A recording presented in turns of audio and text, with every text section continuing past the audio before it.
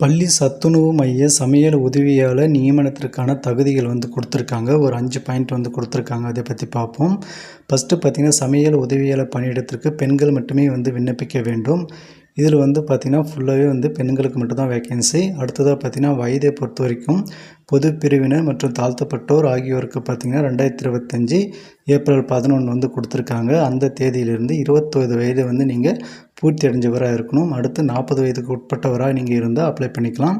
பழங்குடியினருக்கு மினிமம் 18 வயசுலேருந்து மேக்ஸிமம் 40 வயசு வரைக்கும் நீங்கள் அப்ளை பண்ணிக்க முடியும். விதவைகள் மற்றும் கணவரால் கைவிடப்பட்டோர் மினிமம் 20 வயசுலேருந்து 40 வயசு வரைக்கும் அப்ளை பண்ணிக்க முடியும் அப்படின்னு சொல்லியிருக்காங்க.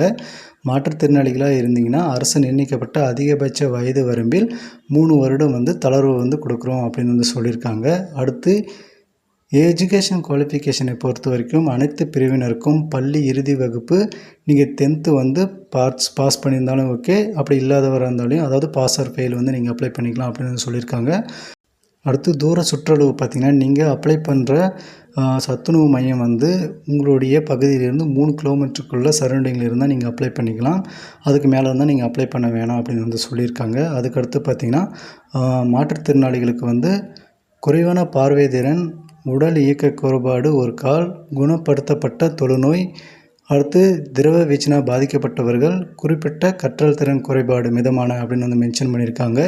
இவங்க தான் இந்த வேலைவாய்ப்புக்கான எலிஜிபிள் மாற்றுத்திறனாளிகள் அப்படின்னு சொல்லியிருக்காங்க. மறக்காமல் இந்த வேலைவாய்ப்புக்கு அப்ளை பண்ணுங்கள். உங்கள் ஃப்ரெண்ட்ஸுக்கும் ஷேர் பண்ணுங்கள். இந்த வீடியோக்கு லைக் பண்ணி ஏதாச்சும் உங்களுக்கு சந்தேகம் இருந்தால் கமெண்ட் பண்ணுங்கள். மறக்காமல் சேனலை சப்ஸ்கிரைப் பண்ணிக்கோங்க. பெல் பட்டனை ஆன் பண்ணி வச்சுக்கோங்க. அப்போ தான் நான் போடுற வீடியோ உங்களுக்கு உடனே நோட்டிஃபிகேஷன் கிடைக்கும். தேங்க்யூ.